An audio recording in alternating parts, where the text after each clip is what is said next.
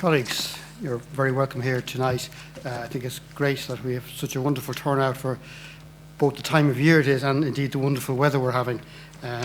Clearly we're expecting some fantastic words from our two speakers tonight to keep us enthralled on such a wonderful evening.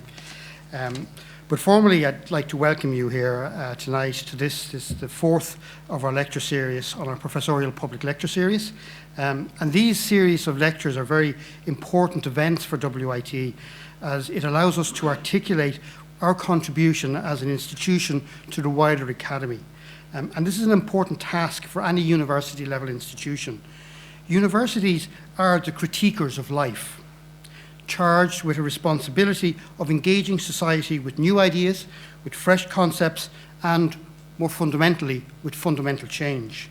Universities must generate, lead, and crystallize debate to the betterment of society. And I think that's the underlying principle of what this series is about and what we hope to do here tonight. And it is in that context that the role of a professor and the title of professor is so central to the mission and success of higher education. A professor is a person that professes, one whose ideas and thoughts, grounded in the art of research, enrich our understanding, challenge our beliefs, and lead us both as individuals and as society to better actions and better practices. And nowhere, perhaps, is that as relevant as it is in tonight's theme, that of health. So tonight we celebrate two outstanding academics, Professor John Wells and Professor Stephen Beatty, both of whom I've had the pleasure of working alongside throughout a number of years now. And I can testimony firsthand at their kind of capacity at the cutting edge of their fields of research and endeavour. So it therefore gives me great pleasure and indeed great privilege to introduce you to them here tonight. Firstly, I'll introduce, and our first speaker will be Professor Stephen Beatty. Stephen graduated from the Royal College of Surgeons in Ireland in 1990 and trained as an ophthalmic surgeon in Dublin, Manchester, Birmingham, London and Geneva.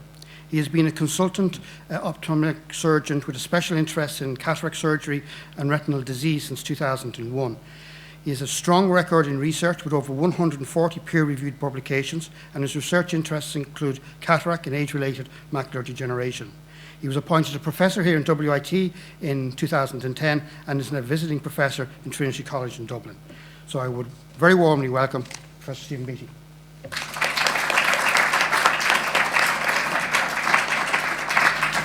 Thank you very much for those kind words, Derek. And for those of you who are expecting a scientific lecture, you will actually be a little bit disappointed.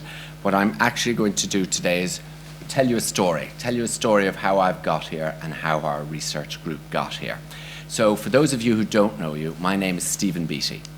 I was appointed a vitreoretinal surgeon to Waterford Regional Hospital, as it was known then, back in 2001. And it was a very, very busy job. And one day, happened about once a year, you got off work early because a patient cancelled because he couldn't make it for surgery.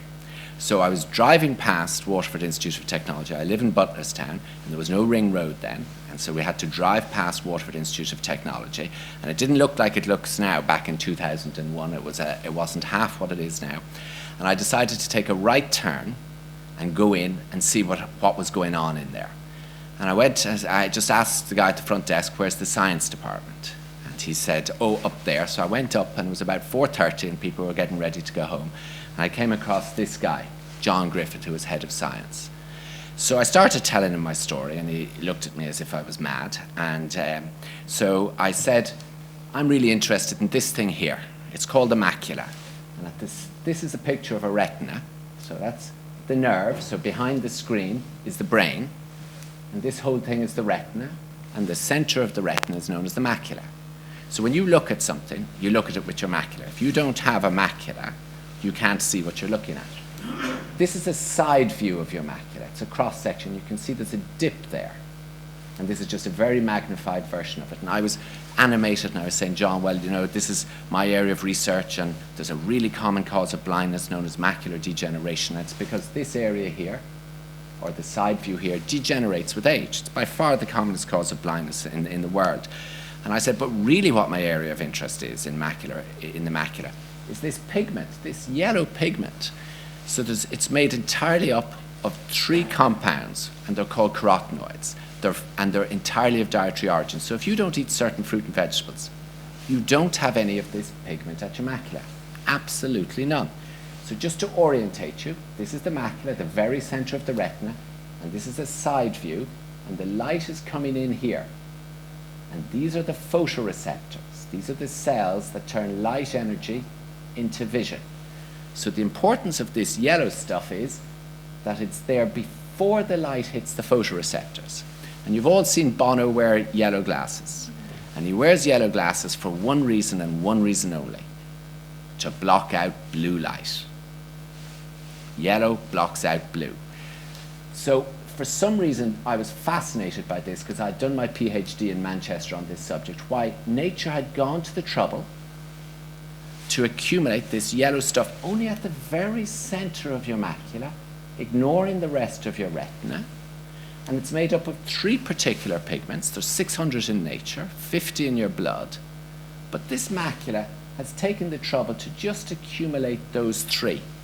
And then I said, well, the importance of this, John, is that if you don't have macular pigment, so this patient has no macular pigment, so all the blue light gets in, and not only does the blue light get in, the retina has the highest oxygen metabolism of any tissue in the whole mammalian world. So if you have high oxygen metabolism, you get free radicals. So this patient here, who has no macular pigment, the free radicals are being produced, but the macular pigment, this yellow thing, is an antioxidant, just like vitamin C. It's a powerful antioxidant.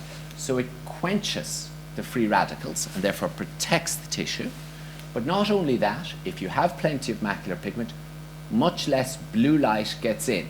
So A, if you have plenty of macular pigment, it's there just like vitamin C to quench and neutralize these damaging free radicals, unlike this patient here, where the free radicals are allowed to wreak havoc. And B, the blue light is blocked, so only 50% of it gets through compared with here. This will become very obvious in a few minutes why this is important. But at the time, what I said is, because, John, the macula, if it degenerates like in this patient, you can't see what you're looking at. So you see everything except for what you're looking at. You can't read, you can't recognize faces, you can't watch TV, you can't drive, you lose your independence. And then I said in a very animated way, well, John, the problem is that this macular degeneration is caused by 2 things: free radical injury and blue light damage.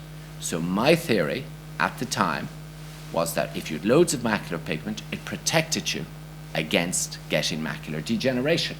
So he introduced me to this lady here called Orla O'Donovan, and we set about getting some funding. So we worked day and night for about 2 months. We got 202,000 euros funded to do our first research project. And we really hit the ground running. We appointed a PhD student who was just turned 22, and he's here in the audience today, John Nolan. And within a year, he got this medal here. It's called the Barbara Knox Gold Medal for Best Presentation at the Irish College of Ophthalmologists. And when they gave him the medal, they said, where is short pants? Because he was so young. But anyway. But we hit the ground running. And within a year, we were really accruing an awful lot of patients, and we were making headway. And John's PhD showed that indeed, and we did 828 subjects, that if you were predestined to get macular degeneration, and we know who's predestined from their genes and their family history and their smoking status, that indeed you were lacking this pigment. So this was very interesting. Decades before you got the disease, you didn't have enough of this dietary pigment when you compared it to people who weren't destined. So this would suggest that if you ate properly and supplemented, you could prevent the disease onset. And in recognition for his work, John was sent off to Atlanta, where he did his postdoctoral research. Now, it's a bit sciencey for the next few minutes. This is the entire electromagnetic spectrum from here to here. So gamma rays, X-rays, ultraviolet, just that tiny little strand there is visible light, infrared and radio waves. Now, we can forget everything from here and everything beyond there because it doesn't hit your retina, okay? So ultraviolet does hit your cornea and your lens, but it's stopped from getting into your retina. So the only thing we're interested in is visible light. Invisible light goes from about 400 nanometers to 700 nanometers. Light travels in waves. The longer the wavelength, it's called a long wavelength. The shorter the wavelength, short wavelength. And blue light, this is blue end of it here, is short wavelength. And anything that's short wavelength is high energy and therefore causes injury. Now this is where it gets interesting. So macular pigment, this is an absorbance spectrum of macular pigment. Absorbance spectrum simply tells you what wavelengths it absorbs. And it absorbs, as I've said, blue light exactly at 460 nanometers. So this is the blue part of the visible spectrum, not ultraviolet. And again, just to re-emphasize that if it absorbs the blue light, none of the blue light, well, very little of it, will get towards the central retina. And you don't want, and you'll see why in a few minutes, you don't want blue light to hit your central retina. And as I've said, what's really interesting is the macular pigment, it's 45 centimeters, the retina, but macular pigment has decided only to accumulate right at the center and not to cover the rest of the retina. And this is important because blue light stimulates the rods, so it's useful for night vision. It's useless for day vision. So why is this important? We see the beautiful weather for the last 3 days, and when you look out, you all see one thing. You see a blue sky. The sky is blue because only blue wavelengths are scattered. If you have a short wavelength and it hits a particle, it's scattered. A long wavelength will pass right through the particle undisturbed. And the only reason the sky is blue is because only blue wavelengths are scattered. They're only short enough to be scattered by the particles in the atmosphere. And scatter is not a good thing. And I'll tell you why. Because in this subject here, there's no light scatter and everything comes to a sharp image. But if there's light scatter, it veils. It scatters the light all the way over the retina. And the problem with this is as follows. If you go into your opticians today, you'll be tested on a vision chart like this. It's black letters on a white background. And the smaller the letter you can see, the better your vision. That's what the optometrist tells you. And that's a very old-fashioned technique. A much better technique of testing visual function is a thing called contrast sensitivity. And I call it faintness appreciation. So if I go back to the previous slide, it's easy to see black on white. But if you're to see grey on white, not so easy. If you're to see faint grey on white, it's almost imperceptible. And as you look around this theatre today, there's very little black and white. Okay? Everything's grey, hues, edges.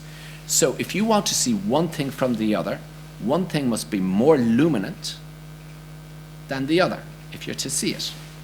If there's light scatter, and you'll see why in a few minutes, this doesn't happen. So, for example, if I get anybody from the audience today and put a blindfold on them, and I give you a 1 kilogram weight and a 2 kilogram weight, you'll obviously tell which is heavier and which is not. If I give you a 20 kilogram weight and a 21 kilogram weight, still only 1 kilogram difference, but you can't tell which is heavier. And that's what happens with light scatter. So if you're at a barbecue on a Saturday afternoon and you look at the embers, there's loads of light scatter on a day like today, and you can't see the embers one from the other. They're all grey. 2 hours later, twilight, you can see the embers one from the other. They're the same luminance. And that's because there is no scatter of light. And this is what happens. If you have light scatter during the daytime, you cannot see, because there's so much veiling luminance that it's throwing light all over your retina, so you can't discriminate one edge from the other. And this is even worse at night time. And not only does it reduce your vision, but it also can cause dazzle, and it takes you a full 10 or 20 seconds to recover. So John and I started going in this direction, moving slightly away from whether it protects from macular degeneration, but how it affects your vision. And we looked at subjects with early macular degeneration, and we gave them supplements or no supplements, and sure enough, every single patient who was given the supplement where their macular pigment increased improved their vision without glare, with glare, at night time and daytime. We then repeated the experiment, and we did it in normal subjects, and again, Your visual function at nighttime, at daytime, with glare, without glare, improved if you were given supplementation. And it's for this reason that all baseball players in the States now take the supplements, because they've got floodlights. So they need the edge over there, with the ball coming at them at 100 miles an hour. They need the edge, and they need absolute discriminability. Meanwhile, our other research was ongoing on macular degeneration and was corroborated by this study known as the AREDS2 study, which showed, yes, if you give supplements, you slow down the progression of macular degeneration. So that's how we've got here. We're once again beginning to redefine ourselves, because at 6:30 this evening, we're all missing it as we speak, there's a nationwide program on our latest research. Because what we did is we got involved in the Irish Longitudinal Study on Aging. That's 5,000 subjects across Ireland who are representative of the population, who are all age 55. And we measured their macular pigment because we were interested in macular degeneration. Little did we know that of the other tests they were doing 12 tests of cognition, because there was a PhD student in Trinity who was interested in cognition. And she was analysing the data, and she kept ringing us and saying, what's this macular pigment thing? Because it kept coming up that the better someone's memory function and all tests of cognition were, the higher their macular pigment. We weren't even looking. We weren't even investigating it. And of the 12 tests of cognition in these 5,000 subjects, 11 of them were significantly better if you had higher macular pigment. So the more of this pigment you had in your retina, the less risk you had of Alzheimer's and dementia. And this was published and has since been corroborated by research centres all over the world. Now that may at first seem a little bit far-fetched, but it's actually not. Because if you have a healthy diet rich in fruit and vegetables, you're going to have loads of the pigment in your eye. And if you have a healthy diet and rich in fruit and vegetables, you're going to have loads of antioxidants in your brain. And the pigment is also found in your brain. But it is nice to know that we now have a way of looking at risk for macular degeneration, and that's the focus of tonight's RTE nationwide program. So before I finish up, I'm just going to talk you through some of the people without whom this wouldn't have been possible. Obviously, I've referred to John Nolan, and this is Jim Stack. Jim is our statistician. Without Jim, he's quite a genius at statistics, and he really disentangles one thing from the other. Without Jim, of the 85 papers we've published in the last 12 years, we wouldn't even have half that number. Niamh Owens, who's here with us tonight, who's the centre manager. Laura Corcoran is our research assistant, and Rebecca Power, who is our research technician. We have from Spain, Dr. Alfonso Prado Cabrera, who's a postdoctoral researcher, and David Kelly, who's also with us tonight, who is a postdoctoral researcher. Jessica Dennison is from Oregon, and she's just finishing her master's, and Quajo's from Ghana, and he's halfway, maybe a little bit more, 2/3 the way through his PhD. Rachel is in the final year of her PhD, and Claire is in her final year of her master's. Kate is from Moscow and visits us about 4 times a year for doing the Alzheimer's research. And Rafa Herena is from Spain also, and he's doing a PhD on alternative ways of harvesting lutein, that's the pigment. We have Ganja Sefaraman, and he's from Indonesia, and he's also doing a PhD looking at alternative ways of producing lutein. Fiona Mojes is from Holland, and she's doing a PhD also on quite a similar topic. Katie Marr is hopefully at the end of her PhD, and Sarah Regan has left us now, and she's working in the London School of Hygiene and Tropical Medicine. Sakina Kashani has finished with us also, and she's working in G-enzyme. And Maria Manuela Pinto has gone back to Portugal to finish off her PhD. Etna Connolly has finished her master's with us, and Sarah Saber-Pickard has finished her PhD with us as well, and she's now working back in the field of optometry. Mark Kirby has finished his PhD and is working in industry, and we have Makunda, who's returned to India with his master's. And we also have Ed Lone, who's finished his PhD and is now on the surgical training program for ophthalmology. We're very lucky in Carriganore, and with the support of WIT, we've been able to create a state-of-the-art research centre. Last week we had 2 guests from Moorfields Eye Hospital, which is the biggest eye hospital in the world. And to put that in context, there's 120 consultants. Ireland has 60. Okay? So this one hospital has double Ireland's number of consultants, and they were gobsmacked at our research facilities. Absolutely, they were so envious. And as I say, we've managed to publish 85 publications, and we've managed to get a lot of students through the PhD. So in summary, I often wonder what would have happened if that patient hadn't cancelled back in 2002.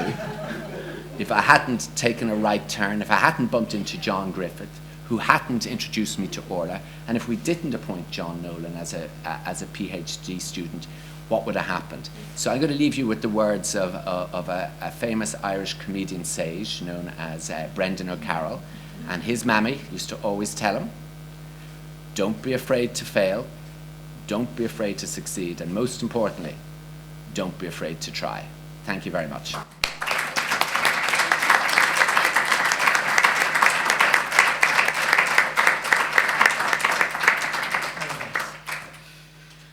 Thank you for that, Stephen. I think a really wonderful story of success, and I think it's put down very much as kind of routine activities that you were doing, but I think there was much more planning and much more structure and much more intellect, perhaps, than Stephen is willing to admit. But it does show, never be afraid to drop into WIT, never be afraid to take a chance. We're always open. You never know who you're going to meet.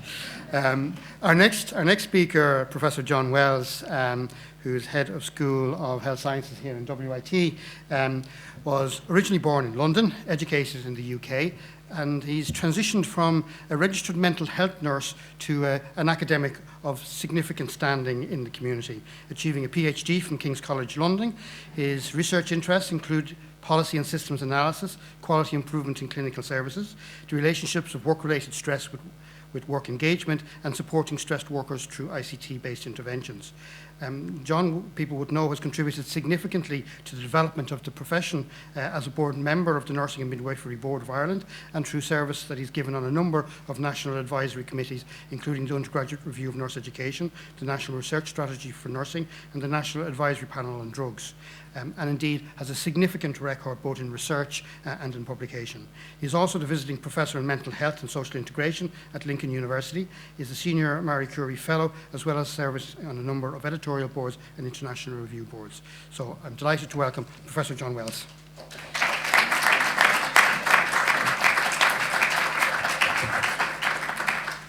I need notes. The subject of my talk this evening is related to the current healthcare reforms that have begun last year in Ireland, and some of my thoughts around their implications, particularly for the healthcare professions such as medicine and nursing. Next year, 2016, is a significant anniversary in relation to the establishment of governance in Ireland and the relationship of the citizen to those charged with the governance of our country. But it's not what you might immediately think it to be. It's not just the anniversary of the Easter Rising. For next year marks the 800th anniversary of the issuing of the Magna Carta Hiberniae, Ireland's version of Magna Carta, which unfortunately was destroyed when the National Record Office was burnt down in 1922.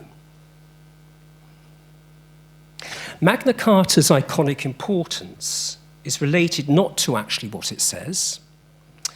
For the most part, if you actually read it, it's all about hunting rights and the rights of seigneurs to the first night with the bride-to-be and things like that. It's much more in terms of its iconic representation, what it represents, in terms of governance and in terms of the relationship of the citizen to the state.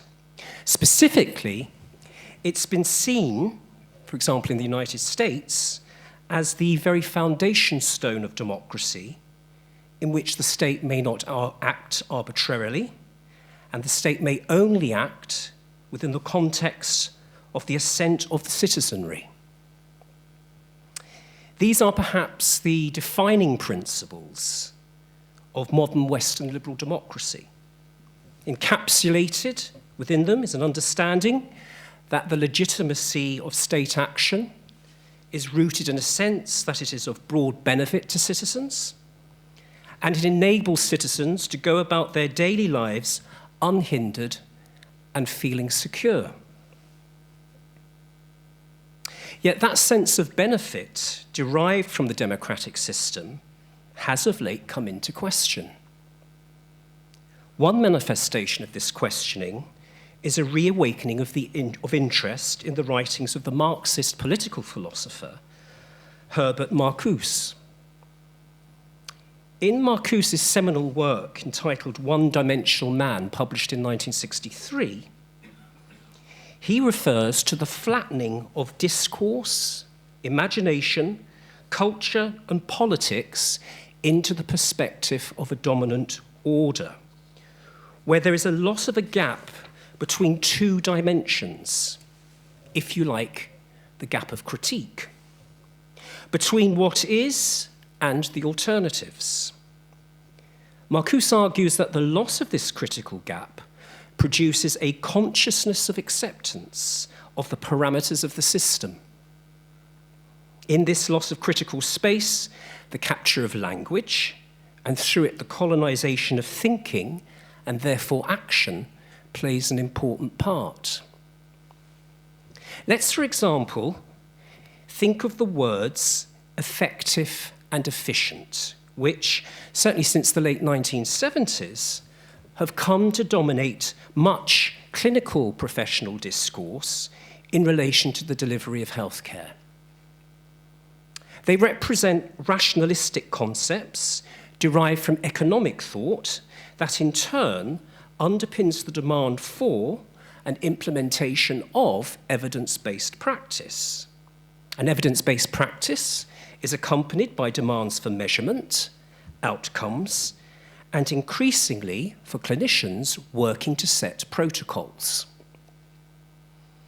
These are, it may be argued, examples of the dominance of a certain form of neoliberalism and a certain managerialist paradigm that came to prominence within healthcare from the mid-1980s onwards. And it may be argued that this paradigm has led to the subordination and in some cases exclusion of what might be called a rather old-fashioned clinical discourse relating to professional judgment, and thereby constraining and perhaps eliminating the social space for an alternative discourse and a potential to disagree with this dominant economic management paradigm. Consequently, all thought and action is reference to these concepts without question. Who here would ignore accusations of being ineffective and inefficient, and in fact, if so accused, would engage in action to prove, through process and outcome measurement, that they were effective and efficient? Remember, Mid Staffordshire was identified as an efficient and effective clinical service, hence its achievement of special trust status.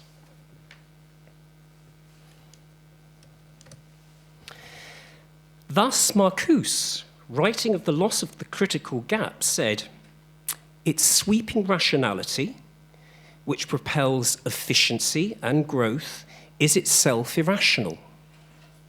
The fact that the vast majority of the population accepts and is made to accept this society does not render it less irrational and less reprehensible." Now, it's not my intention here to engage in an exploration, you'll be relieved to hear, of the validity of Herbert Marcus's social and political critique. Rather, I'm using some of his argument as a touchstone to highlight issues which, it seems to me, are pertinent to recent developments in healthcare reform, both here and internationally. These relate to the degree to which technical rationalism has come to dominate our approach to healthcare reform, and the dangers this poses to the maintenance of public trust in the healthcare professions through the development of a gap of shared interest and discourse between that public and the healthcare professionals who are supposed to serve them. And this occurs in part by factoring out the traditional public view of the role of the clinician in healthcare and public assent to change, and the factoring out of the meaningful involvement of the public, particularly at local level, in decision-making about the configuration and delivery of health services. This technical rationalist approach is an attempt to deal with the decline in public trust in central government, and in particular in political elites. However, when applied to healthcare reform, it may well lead to an undermining of public trust in the healthcare system and healthcare professionals within it. Before I turn to the specifics of healthcare reform, therefore, I want to look briefly at the issue of the general decline of public trust in government at the centre that has taken place in recent times in many Western countries, and with that, an accompanying loss of legitimacy and the response of our politicians to that loss of legitimacy. According to Eurobarometer opinion polls, there's been a broad decline in public trust in the institutions of government across Europe over the last 10 years or so, with the average level of trust exhibited by populations in their national governments and parliaments standing at around about 28%. The Edelman Trust Index, which has been surveying public trust in governance since the year 2000, found in their 2014 survey that public trust across 4 areas of governance, that is business, government, non-government organisations and the media, dropped by 7 points in Ireland to 39 points from the previous year. This placed Ireland as the 3rd least trusting country in its governance of the 27 countries that Edelman surveyed, with, notably, only 21% of people saying that they trust the government to do what is right. This is the lowest level of trust recorded for Irish government since before the general election in 2011. Whilst we might think that such developments are as a result of the financial crisis of 2008, in fact, the trend towards disconnection of trust on the part of citizens in relation to their governments and an accompanying loss of legitimacy was first noted back in 1975, when the phenomenon was reported upon by a report of the Trilateral Commission on the Governability of Democracies, and this was later published as a book called The Crisis of Democracy. Without legitimacy, which is also associated with government decisions, these decisions incur higher costs as a result of uncooperative strategies employed by citizens and groups. I'll turn to the power of individuals to affect policy implementation in particular a little later, but I want you to note at this moment a BBC poll conducted during the British general election and reported on yesterday, which found that only 4 out of 10 people trusted politicians to tell the truth about the National Health Service, whilst just under 7 out of 10 trusted the opinions of healthcare professionals. Part of the reason that politicians in the UK may have lost public trust in relation to their pronouncements on healthcare and policy making is that their healthcare policy making lacks legitimacy because they have failed what Flatman calls a stability requirement. That is, and I quote, that the rules of the game should change incrementally, unquote. And this allows people time to become familiar with and to use those rules. This is something which has been notably lacking within the UK's NHS since at least 1984. And since that year, the NHS has experienced a perpetual state of government-induced organisational revolution. One should also note in this context, however, that more than 30% of those questioned in the BBC poll said that they no longer trusted the pronouncement of healthcare professionals on these issues. This loss of legitimacy is something that we in Ireland should carefully note in relation to our own health service as we embark on our second major reorganisation of health services, which has taken place since 2002. The response to this general decline in public trust in central government has been a calculation by politicians and civil servants that they need to draw on the authority of other institutions in order to retain policy legitimacy. In effect, government now contracts out decision-making for areas of governance and policy implementation to experts and quangos, that is, quasi-autonomous non-governmental organisations. And this is done as a means of insulating those politicians from democratic accountability in relation to the decisions that they are making. And this is achieved through conferring a legitimacy of distance based on appeal to technocratic rationality and research-informed decision-making.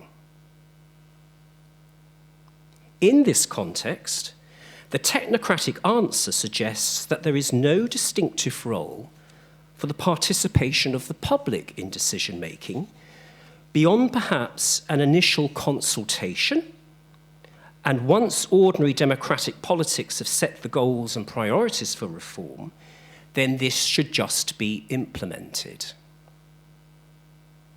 This approach plays upon the trust that people place in the expert, particularly in the context of healthcare. The public's trust in the physician and the nurse, who are seen to be benign and work always, of course, in the interests of the patient. In recognition of this public faith in the physician, most reports in most countries relating to reform of their healthcare systems are usually chaired and fronted by a medical doctor. For example, our own Higgins report.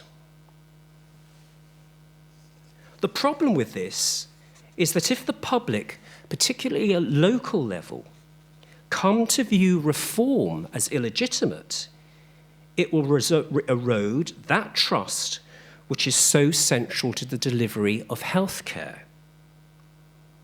It's to the importance of that trust within healthcare that I now turn. When we trust an individual, profession, or institution, we are stating our belief that that individual, profession, or institution will act competently and responsibly in relation to furthering and protecting our interests. We do not require proof that they will do this before we enter into a relationship with them. It's an act of faith. Whereas in other countries, there have been signs that public trust in the medical profession is in decline. In Ireland, trust in doctors has proven to be remarkably robust. Thus, for example, a survey conducted by the Irish Medical Council only last year found that in a survey of 1,000 people, 91% said they generally trusted doctors to tell the truth, whilst doctors topped the poll as the most trusted profession, with politicians the least trusted. David Mechanic of Rutgers University in the United States has written extensively on the nature and importance of trust in the functioning of healthcare and its role in the regulation of relationships between physicians and patients. He has pointed out that consensus about health reform requires trust. The traditional trust patients have in physicians provides an important base on which to build this. Within mechanics analysis, there are two domains of trust in relation to healthcare professionals and the medical profession in particular. The first domain is the interpersonal, often formed during times of personal crisis for the patient and characterized by a strong element of transference between patient and doctor. The second, the broader, is social trust, which is characterized by inferences about having a shared interest, shared norms, and shared values. Mechanic points out that these two domains of trust are highly correlated and mutually supportive. This places the medical professional in an enormously powerful position when it comes to influencing public perceptions of healthcare institutions, policy, practice, and in particular, whether policy on the ground is implemented as governments intend it to be. Michael Lipsky has characterized this positional power as that of the street-level bureaucrat, in which the medical professional exercises discretion at the interpersonal level in both what they say to the patient and what they choose to do with the patient in the privacy of the consultation room. Yet if patients and the public begin to believe and perceive a disconnection between their interests and those of physicians, the positional power and influence of the physician will be undermined as the mutuality of the trust relationship is called into question. Thus, for example, Mechanic has pointed out that within the quasi-market of healthcare, the emphasis on efficiency means that the quality of encounters between clinicians and patients becomes far more instrumental and less about the development of a relationship. Within the UK's quasi-market of healthcare, the emphasis since the late 1990s has been on achieving targets and operating within contracted protocols, rather than, as the public see it, acting as their advocates to the powers that be. And this certainly has contributed to a decline in public trust of healthcare professionals, whilst at the same time, as we are witnessing in the general election in the UK currently, ever greater political rhetoric emphasising doctors and nurses as the decision makers around resourcing decisions. A recent report by Professor Martin Connor of Griffith University, published in August 2014, on the state of Irish health services, makes for sobering reading. In addition to identifying that Ireland appears to have reduced health spending more rapidly and to a greater extent than its international peers over the last 5 years, he suggests that performance of health services may now be deteriorating, and that this could accelerate if policy is continued. In addition, he points out that there has been a lack of national debate on the costs and scope of health service reform, as encapsulated in such reports as that of Professor Higgins. Whilst this may seem surprising, I would argue that it is perfectly in line with the technocratic trend that I identified earlier, with its focus on distancing political accountability for the consequences of policy. The recent reform regarding the establishment of acute hospital groups is essentially aimed as an intermediate step in the introduction of an Irish version of a quasi-market within the state sector of healthcare, dividing the provision of clinical services from the commissioning of the same through the concept of money following the patient, with the aim to establish hospital trusts as a means to encourage competition and thereby greater efficiency. The establishment of the trust system will mean that, at least in theory, hospital management will become accountable to hospital boards, whose membership will be competency-based rather than representative of sectional interests, including local political interests. Thus, board membership will be technocratic, consisting of experts, many of whom are likely to be clinicians. Issues around implementation become matters for the experts and not for the central government. Where costs overrun, it's the competency of the local experts that is called into question, not the political decisions that frame their operating context. Thus, the technocrat is delegated to manage the politics and face the consequences. In October 2012, at a Health Management Institute of Ireland conference, Professor John Higgins, speaking of at that time his anticipated report on hospital reform, said the following: "You need a vast amount of consultation.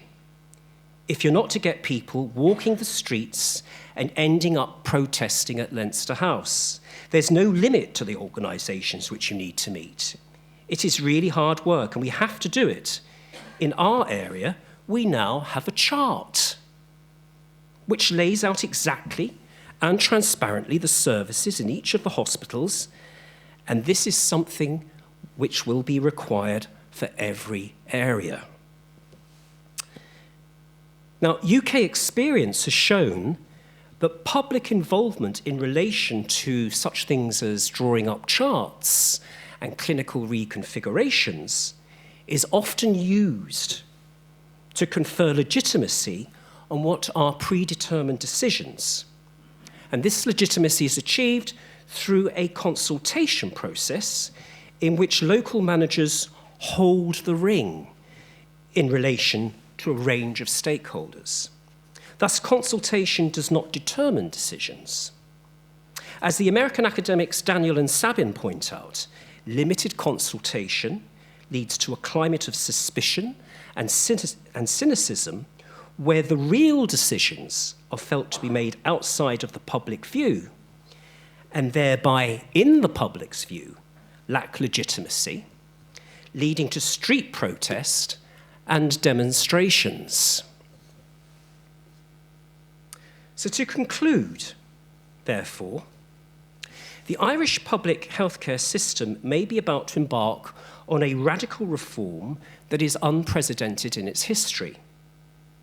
If it is fully implemented, it will put in place a system of technocratic management and governance with clinicians at its very centre. The degree to which this is desirable needs to be carefully considered by those healthcare professions, particularly as it relates to its potential impact on public trust, not only working within a trust structure, but overtly making decisions with regards to service provision and service reconfiguration in relation to that trust structure. Healthcare is a politically contested arena, placing the authority of research to which doctors, nurses, and other technocrats appeal in order to legitimate their decisions and actions will not remove this political contestation, particularly if the public feel disenfranchised in relation to the decision-making process.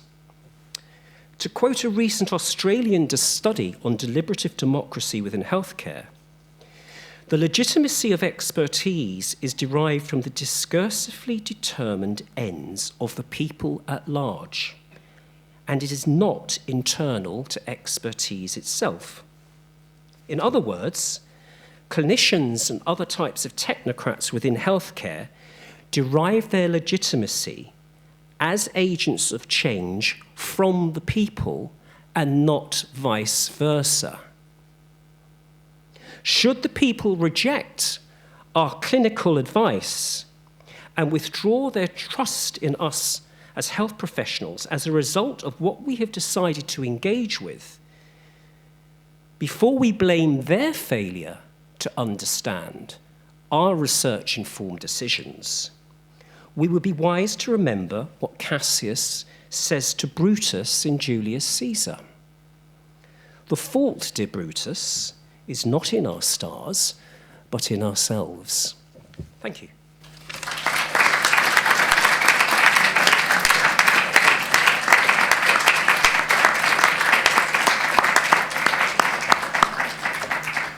Thank you. Thank you for that, John. A very interesting presentation. And I think it's quite interesting, the two presentations today, and I didn't realize it until I heard both of them, but they're both about journeys. Very, very different journeys and very, very different ways in which those journeys are actually taking place, and perhaps the risks, the opportunities, and the challenges of those journeys. So thank you very much. I have to say I'm extremely nervous when I'm looking up at the screen here and the placards behind me. I'm not running for political office, I promise. Colleagues, it's been a wonderful presentation we've had from the two people. I'd now like to invite you to some refreshments and perhaps an opportunity to talk to the people and discuss maybe a little bit more some of the themes and some of the issues that were discussed tonight. Thank you very much, and thank you to our two professors.